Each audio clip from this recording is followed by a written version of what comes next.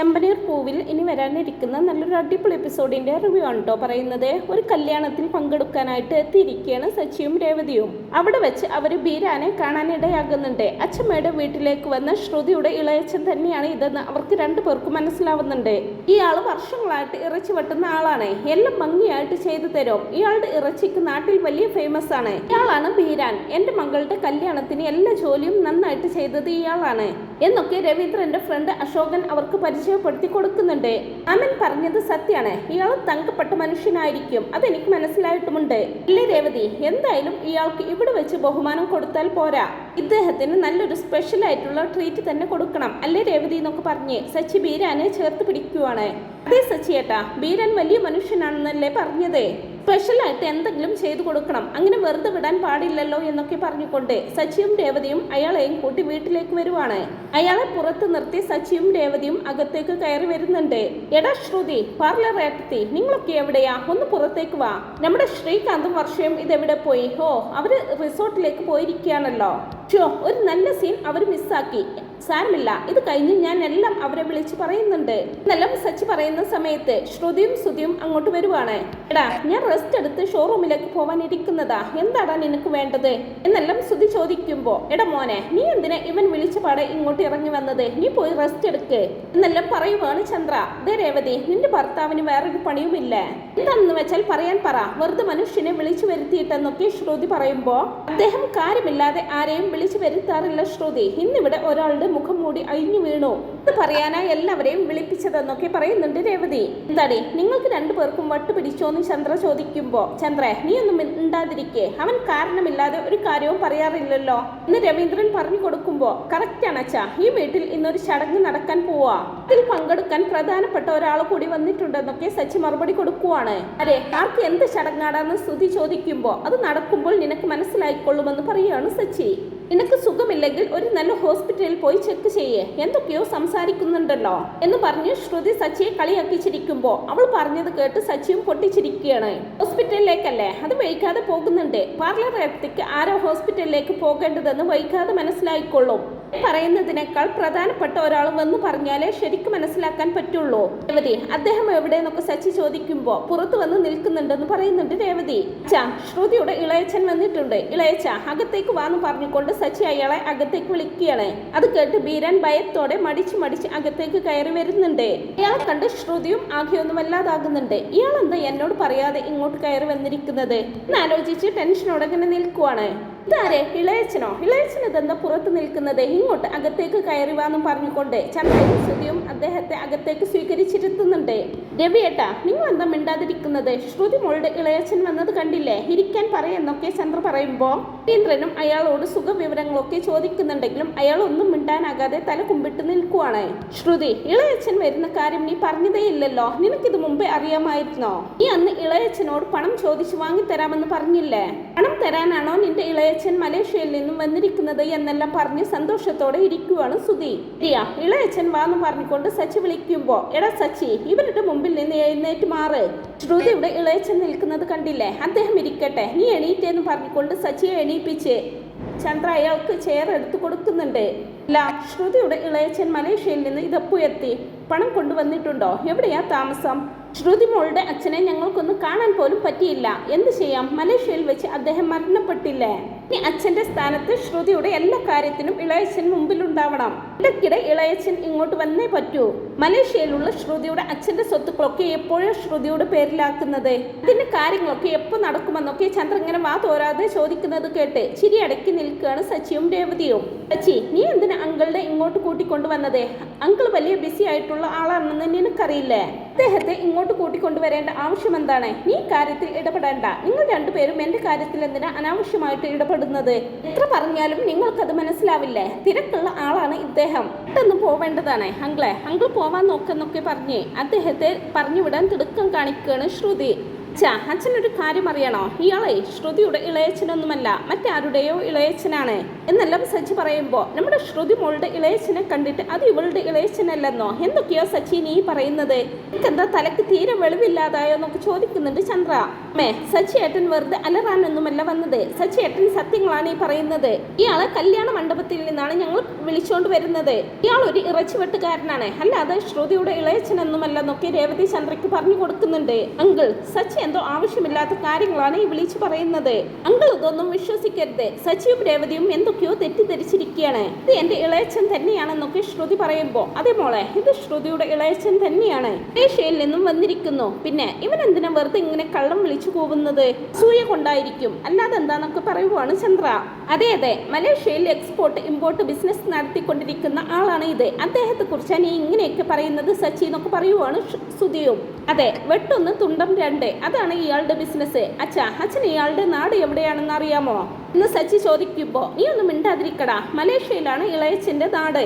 ശ്രുതി മോളുടെ ഫാമിലി എന്ന് പറയുന്നത് എത്രയോ വലിയ ഫാമിലിയാണ്, മലേഷ്യയിലാണ് അവരുടെ കുടുംബക്കാർ മുഴുവനും. അങ്ങനെയുള്ള ഇവരുടെ ഫാമിലിയെ കുറിച്ച് ഇത്രയും മോശമായിട്ട് സംസാരിക്കാൻ നാണമില്ലേ സച്ചി നിനക്ക് എങ്ങനെ ഇങ്ങനെയൊക്കെ പറയാൻ തോന്നി സച്ചി, നീ ആകെ തെറ്റിദ്ധരിച്ചിരിക്കുകയാണ്, നീ ഒന്ന് ഇവിടെ നിന്ന് ഇറങ്ങിപ്പോയെന്നൊക്കെ പറഞ്ഞ് ചന്ദ്ര ബഹളം വെക്കുവാണ്.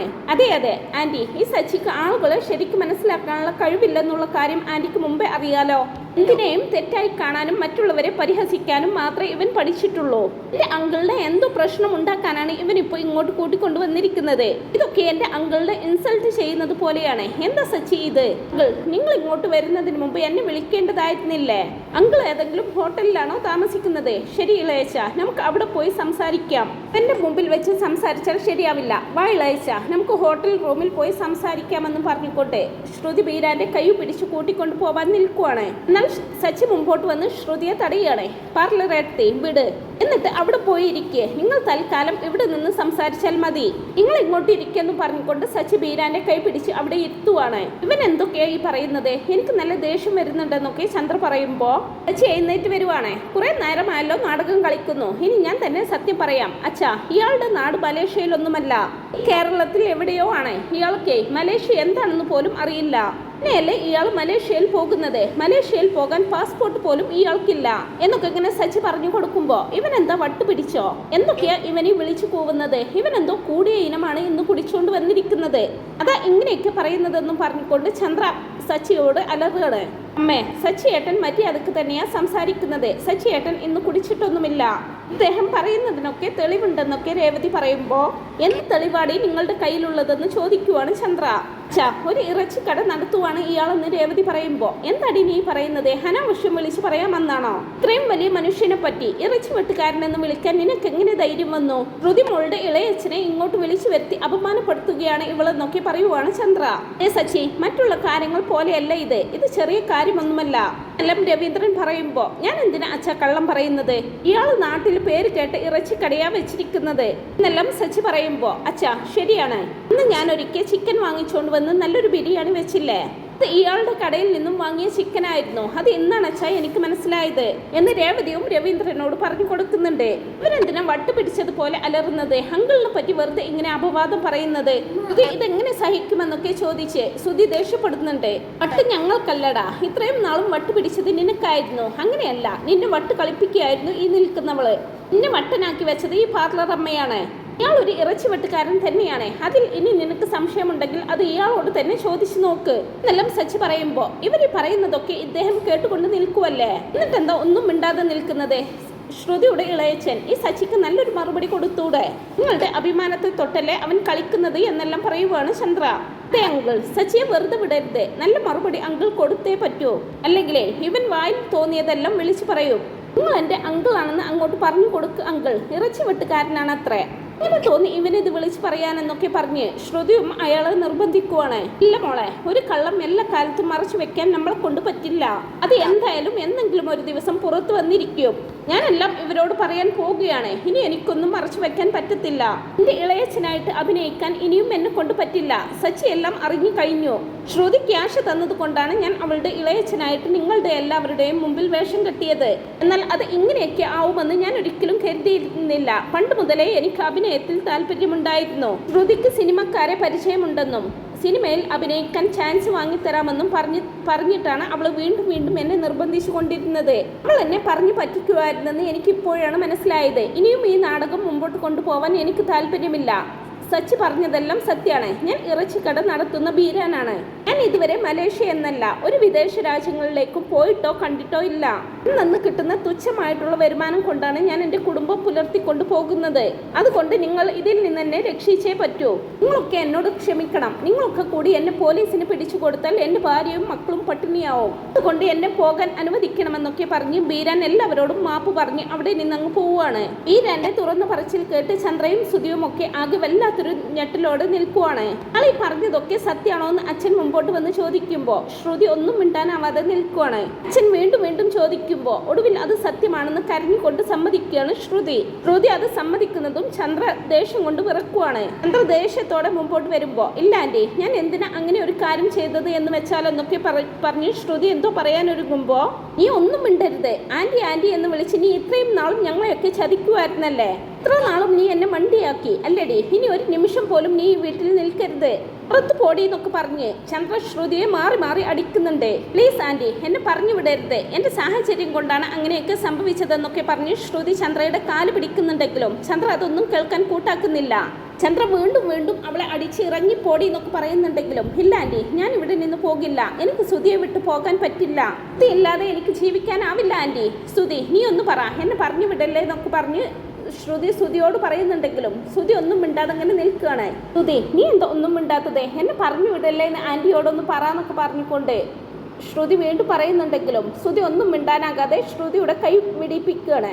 അതോടെ കാണുന്നതും ചന്ദ്രക്ക് വീണ്ടും ദേഷ്യം അങ്ങ് ഇരച്ചു കയറുന്നുണ്ട്. നിനക്കെന്താടി പറഞ്ഞാൽ മനസ്സിലാവില്ലേ? നിന്നോടല്ലേ ഞാൻ ഇവിടെ നിന്ന് ഇറങ്ങി പോകാൻ പറഞ്ഞത്? നിനക്കെന്താടി ചെവി കേട്ടൂടെ? ഇറങ്ങിപ്പോടി എന്ന് പറഞ്ഞുകൊണ്ട് ചന്ദ്ര ശ്രുതിയോട് മുടിക്കു കുത്തിപ്പിടിച്ച് വീടിന് വെളിയിലാക്കി വാതിലങ്ങ് വലിച്ചടക്കുകയാണ് ചെയ്യുന്നത്. ചന്ദ്രയുടെ ദേഷ്യം കണ്ട് വാ പൊളിച്ച് പരസ്പരം നോക്കി നിൽക്കുവാണ് സച്ചിയും രേവതിയും. ശ്രുതിയാണെങ്കിൽ പുറത്ത് കുറച്ചു നേരം കരഞ്ഞുകൊണ്ടിരുന്നിട്ട് ആരും വാതിൽ തുറക്കുന്നില്ലെന്ന് കാണുന്നതും കരഞ്ഞുകൊണ്ട് വിദ്യയുടെ അരികിലേക്ക് ചെല്ലുവാണ്. അവളോട് നടന്ന കാര്യങ്ങളൊക്കെ പറഞ്ഞ് ശ്രുതി ഇങ്ങനെ കരഞ്ഞുകൊണ്ടിരിക്കുമ്പോൾ എന്ത് ചെയ്യണമെന്നറിയാതെ ഇങ്ങനെ നിൽക്കുവാണ് അവർ രണ്ടുപേരും.